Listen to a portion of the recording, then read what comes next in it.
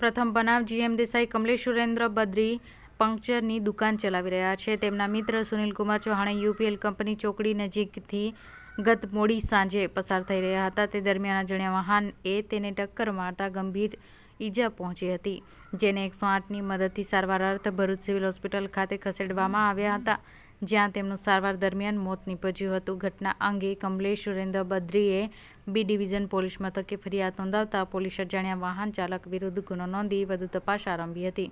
બીજા બનાવમાં અંકલેશ્વર નિલેશ ચોકડી પાસે આજરોજ સ્કોર્પિયો અને હાઈવે વચ્ચે અકસ્માત સર્જાયો હતો, જેમાં ટ્રક સ્કોર્પિયોને ટક્કર મારતા ગાડી ડિવાઈડર સાથે ભટકાઈ અને રોડ ઉપર આડી થઈ ગઈ હતી. સદનસીબે અકસ્માતના સ્કોર્પિયો ચાલકને આબાદ બચાવ થયો હતો, જ્યારે અકસ્માતને પગલે ભરૂચથી સુરત જતા માર્ગ ઉપર ટ્રાફિક જામ સર્જાયો હતો. ઘટનાની જાણ પોલીસને થતાં પોલીસ સ્થળ ઉપર દોડી આવી હતી અને અકસ્માતગ્રસ્ત વાહનને રોડ પરથી સાઇટ ઉપર હટાવી માર્ગ ખુલ્લો કર્યો હતો. ત્રીજા બનાવમાં અંકલેશ્વર હાઈવે ઉપર ટ્રાફિક જામ વચ્ચે આજરોજ સવારે વર્ષા હોટલ પાસેના કટ પાસે બે ટ્રક સામે ભટકાતા અકસ્માત સર્જાયો હતો. આ અકસ્માતમાં ટ્રક ચાલકને સામાન્ય ઈજા પહોંચી હતી. અકસ્માતને પગલે 2 કિલોમીટર ટ્રાફિક જામ સર્જાયો હતો.